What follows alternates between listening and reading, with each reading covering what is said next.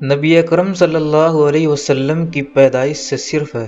55 دن پہلے یمن کا بادشاہ ابرہہ ہاتھیوں کے فوج لے کر کعبہ ڈھانے کے لیے مکہ مکرمہ پر حملہ ور ہوا تھا۔ اس کا سبب یہ تھا کہ ابرہہ نے یمن کے دارالسلطنت صنعاء میں ایک بہت ہی شاندار اور بہت عالیشان گرجا گھر بنایا اور یہ کوشش کرنے لگا کہ عرب کے لوگ بجائے خانہ کعبہ کے یمن آ کر اس گرجا گھر کا حج کیا کریں۔ جب مکہ والوں کو یہ معلوم ہوا تو قبیلہ کنانہ کا ایک شخص غیظ و غضب میں جل بھن کر یمن گیا اور وہاں کے گرجا گھر میں پیخانہ کر دیا، اس کو نجاست سے لت پت کر دیا۔ جب ابرہہ نے یہ واقعہ سنا تو وہ طیش میں آپے سے باہر ہو گیا اور خانہ کعبہ کو ڈھانے کے لیے ہاتھیوں کی فوج لے کر مکہ پر حملہ کر دیا، اور اس کی فوج کے اگلے دستے نے مکہ والوں کے تمام اونٹوں اور دوسرے مویشیوں کو چھین لیا۔ اس میں 200 یا 400 اونٹ عبد المطلب کے بھی تھے۔ عبد المطلب کو اس واقعے کا بڑا رنج ہوا، چنانچہ آپ اس معاملے میں گفتگو کرنے کے لیے اس کے لشکر میں تشریف لے گئے۔ جب ابرہہ کو معلوم ہوا کہ قریش کا سردار اس سے ملاقات کرنے کے لیے آیا ہے تو اس نے آپ کو اپنے خیمے میں بلایا، اور جب عبد المطلب کو دیکھا کہ ایک بلند قامت، رعب دار اور نہایت حسین و جمیل آدمی ہے جن کی پیشانی پہ نور نبوت کا جاہ و جلال چمک رہا ہے، تو اس صورت میں دیکھتے ہی ابرہہ مرعوب ہو گیا اور بے اختیار تخت شاہی سے اتر کر آپ کی تعظیم و تکریم کے لیے کھڑا ہو گیا اور اپنے برابر بٹھا کر دریافت کیا کہ کہیے سردار قریش، یہاں آپ کی تشریف آوری کا کیا مقصد ہے؟ عبد المطلب نے جواب دیا کہ ہمارے اونٹ اور بکریاں وغیرہ جو آپ کے لشکر کے سپاہی لائے ہیں، آپ ان سب مویشیوں کو ہمارے سپرد کر دیجیے۔ یہ سن کر ابرہہ نے کہا، اے سردار قریش، میں تو یہ سمجھتا تھا کہ آپ بہت ہی حوصلہ مند اور شاندار آدمی ہیں، مگر آپ نے مجھ سے اپنے اونٹوں کا سوال کر کے میری نظروں میں اپنا وقار کم کر دیا۔ اونٹ اور بکری کی حقیقت ہی کیا ہے؟ میں تو آپ کے کعبہ کو توڑ پھوڑ کر برباد کرنے کے لیے آیا ہوں، آپ نے اس کے بارے میں کوئی گفتگو نہیں کی۔ عبد المطلب نے کہا، مجھے تو اپنے اونٹوں سے مطلب ہے، کعبہ میرا گھر نہیں بلکہ وہ خدا کا گھر ہے، وہ خود اپنے گھر کو بچا لے گا، مجھے کعبہ کی ذرا بھی فکر نہیں۔ یہ سن کر ابرہہ اپنے فرعونی لہجے میں کہنے لگا، اے سردار مکہ، سن لیجئے، میں کعبہ کو ڈھا کر اس کی اینٹ سے اینٹ بجا دوں گا اور روئے زمین سے اس کا نام و نشان مٹا دوں گا،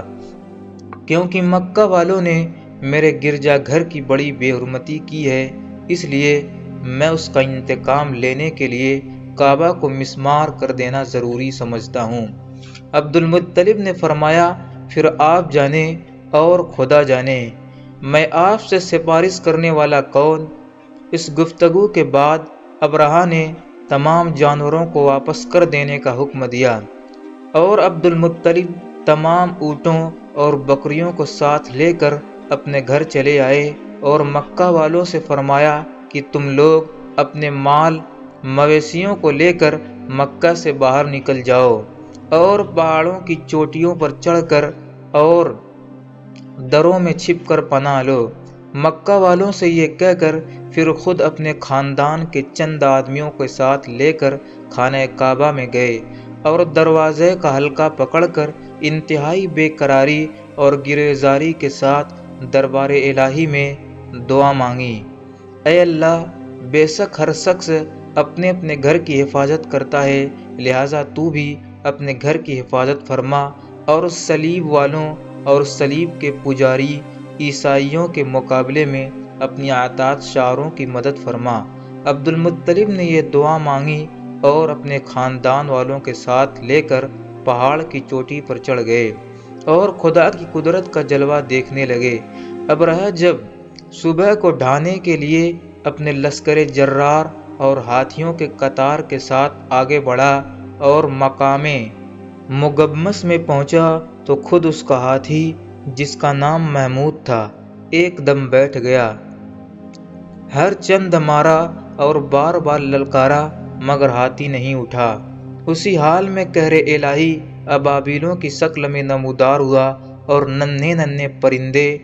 جھنڈ کے جھنڈ جن کی چونچ اور پنجوں میں تین تین کنکریاں تھیں سمندر کی جانب سے حرم کعبہ کی طرف آنے لگے۔ ابابیلوں کے ان دل بادل لشکروں نے ابرہہ کی فوج پر اس زور و شور سے سنگ باری شروع کر دی